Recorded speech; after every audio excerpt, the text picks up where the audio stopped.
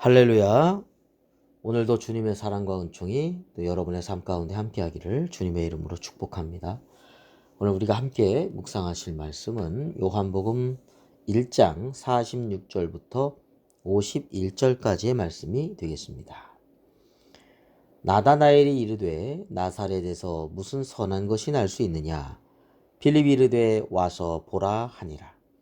예수께서 나다나엘이 자기에게 오는 것을 보시고 그를 가리켜 이르시되 보라, 이는 참으로 이스라엘 사람이라.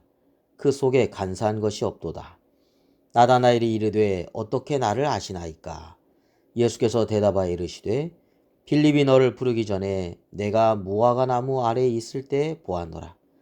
나다나엘이 대답하되 랍비여, 당신은 하나님의 아들이시오 당신은 이스라엘의 임금이로소이다.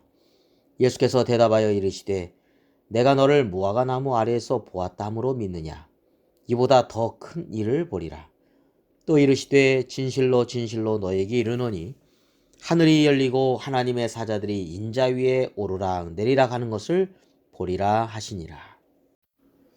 오늘은 나다나엘이 예수님을 만나는 이야기입니다. 빌립의 전도로 예수님을 만나는데 나다나엘은 예수님의 제자 바델로메와 동일인으로 여겨집니다.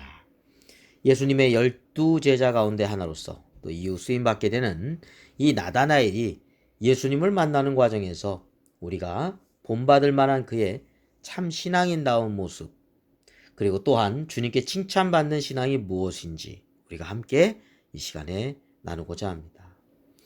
첫 번째로는 선입견과 편견을 넘어서는 것입니다.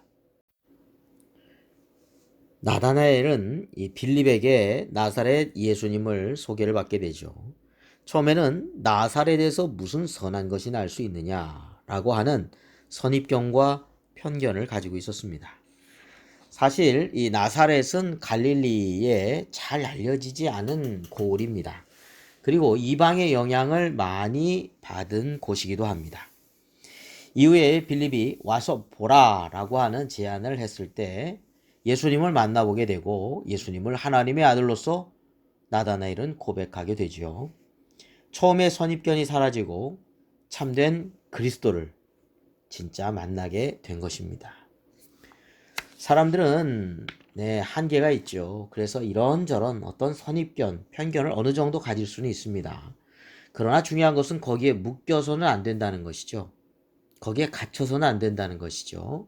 그것을 뛰어넘을 수 있어야 합니다. 이 편견과 선입견으로 좋은 사람들이나 기회를 잃어버리는 일이 있어서는 안 된다는 것입니다. 대표적으로 우리나라 같은 경우에는 지역에 대한 편견이 있죠. 그러나 지역에 대한 편견으로서 얼마나 많은 좋은 사람들을 만날 기회를 잃어버릴 수 있는지도 생각해 봐야 됩니다.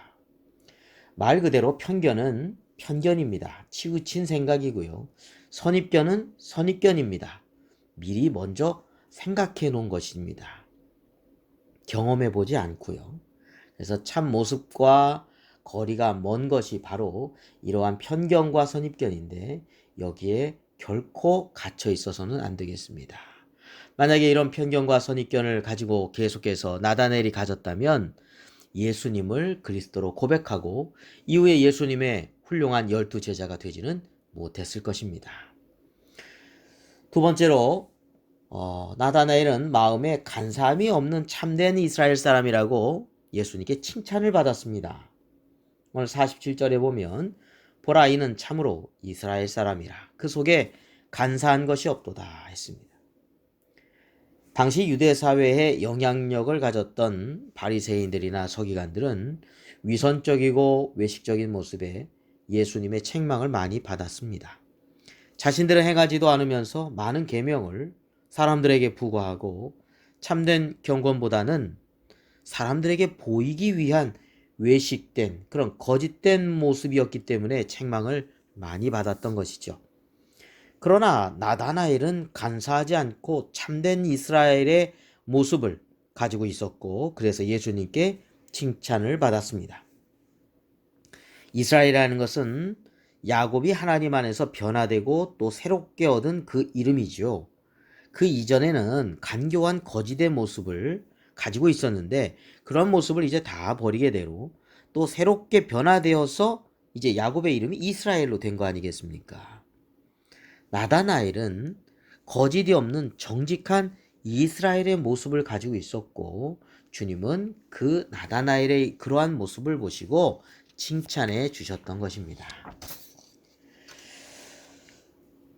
또한 나다나엘에게 있어서는 기도와 묵상의 사람이었던 것을 보게 됩니다.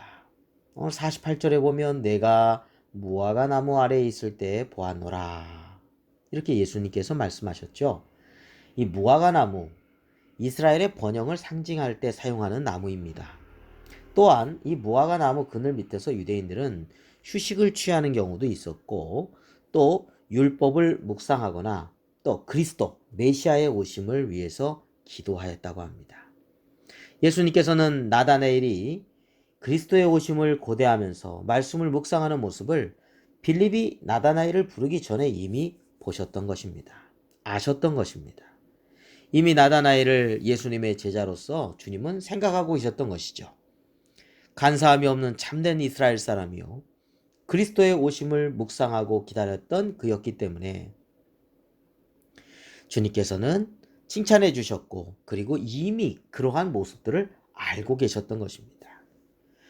무화과 나무에서 은밀하게 하나님 앞에 기도하는 그의 모습을 주님은 다 알고 계셨습니다. 당시의 바리새인들은 길거리나 또는 시장에서 사람들 많은 앞에서 외식적인 기도를 했습니다. 그러나 나다나엘은 하나님 앞에서 진실한 기도를 은밀한 중에 하고 있었던 것이고 주님은 그러한 나다나엘의 모습을 유심히 보고 계셨고 칭찬해 주셨던 것이죠. 오늘 예수님을 만난 나다나엘에 대한 이야기를 우리가 함께 나누면서 정말 신앙인의 모습이 무엇인가 또 주님께 칭찬받는 신앙의 모습은 또 무엇인가에 대해서 함께 말씀을 나누었습니다. 선입견, 편견을 뛰어넘고 간사함이 없는 진실하고 순수한 마음으로 은밀한 중에 기도하며 말씀을 묵상하는 참된 신앙인의 모습을 보았습니다. 이런 신앙인의 모습은 주님 앞에 칭찬받았던 것을 우리가 알게 됩니다. 오늘도 진실한 신앙인의 길을 또 주님께 칭찬받는 우리 사랑하는 성도님들이 다 되시기를 주님의 이름으로 축원합니다. 기도하겠습니다. 언제 어느 곳이나 우리의 모든 것을 보시고 아시고 계신 주님 앞에 저희들이 좀 더 진실한 모습으로 하나님 앞에 나아가게 하여 주옵소서. 외식된 간사한 모습이 아니라 순수하고 진실한 모습으로 편견과 선입견이 아니라 진실한 그러한 만남 속에서 그리고 하나님 사람에게 보이는 것이 아니라 하나님 앞에 중심을 다해서 살아가는 그런 믿음의 삶이 되게 하여 주시옵소서. 오늘 한 나의 삶도 주님께 맡깁니다. 여러 가지 정황상 어려운 일들이 있다 할지라도 그 모든 것들 속에서 돌보아 주시는 하나님의 은혜 안에서 오늘도 살아가게 하여 주시옵소서. 예수 그리스도의 이름으로 감사하며 기도드립니다. 아멘.